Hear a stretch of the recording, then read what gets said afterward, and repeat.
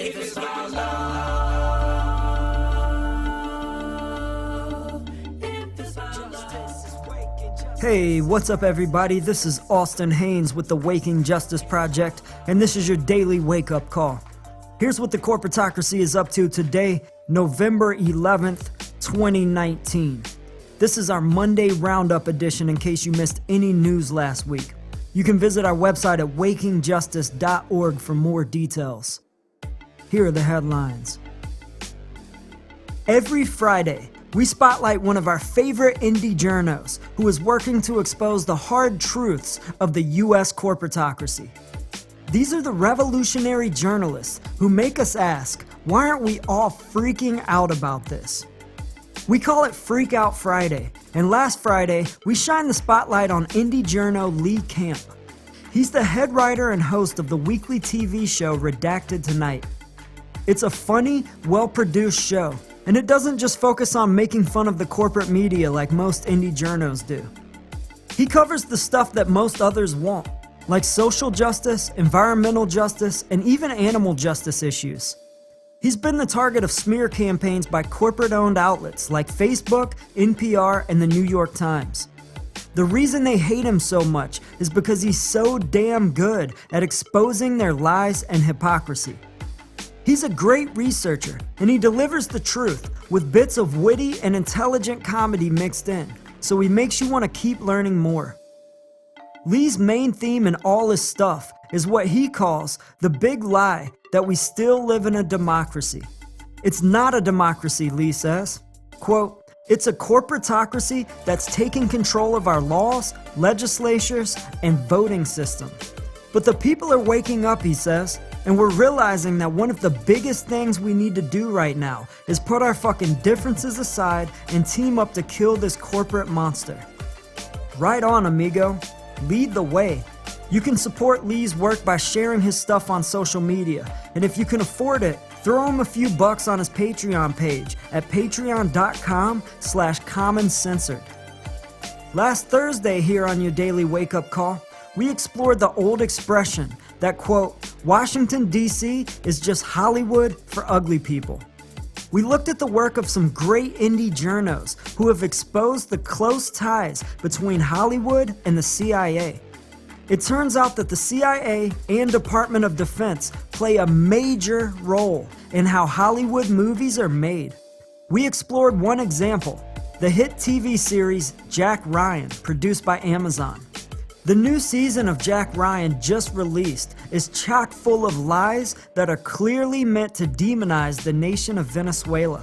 We noted that just this past year in real life, the CIA tried to topple the democratically elected leader of that nation. They want to still access the Venezuela's rich oil fields to profit U.S. corporate elites, but the Venezuelan people stood by their leader and the U.S. corporate coup failed. So now, the CIA is working with Hollywood to propagandize the U.S. public's view of Venezuela. The new Jack Ryan series showcases the poverty and suffering there, but it never mentions the fact that much of that suffering has been caused by U.S. corporate elites. The U.S. has been blocking shipments of food and medicine to Venezuela for over a decade now. It's caused tens of thousands of innocent people to die. And that's just one example of many films and TV series where the CIA and Hollywood conceal the truth about the crimes of the U.S. corporatocracy. For Whistleblower Wednesday last Wednesday, we spotlighted one of the unsung heroes among U.S. whistleblowers, Dr. James Keene.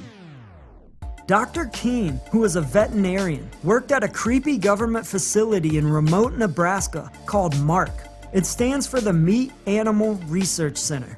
It's a massive 55 square mile facility where researchers conduct some incredibly cruel and brutal experiments on animals, and all just to make them more profitable for the meat and dairy industry.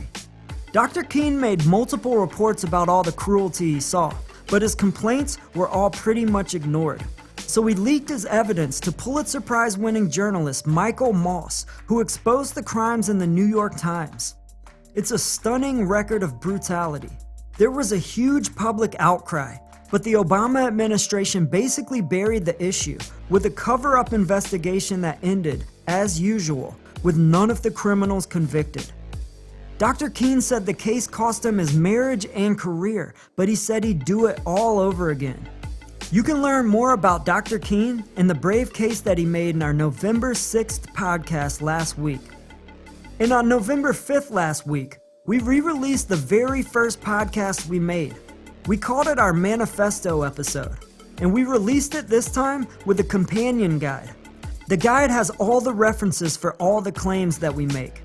The download is free, so even if you don't have time to read through it now, you could totally download it and save it for later.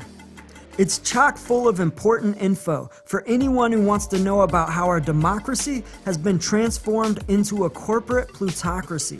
And we also share our ideas on how we can take back our democracy. If you have time to check out our manifesto guide, please let us know what you think. You can fill out the Join Us form at the top right of our homepage at wakingjustice.org. Or you can email us at info@wakingjustice.org. We'd love to hear from you. We're running out of time, y'all. Join us. Peace. You must be involved in the struggle for freedom and justice. If it's about love, if it's about justice is waking, justice is rising. Justice is waking, justice is rising. If it's about love, justice is rising. And it ain't just us, it's all of us. If it's justice is waking, justice is rising. And it ain't just us, it's all of us. If it's about may every soul unite, tend the fire and let old coals relight. I'm a citizen of the world and we fight for the rights of everybody to live a truly free life. Red or yellow, black or white, left or right, gay or straight, human or animal, all life. Cause what matters is what is in common. If you know it, stand tall and keep dropping the knowledge. justice is waking, justice is rising. And it ain't just us, it's all of us. If it's about love.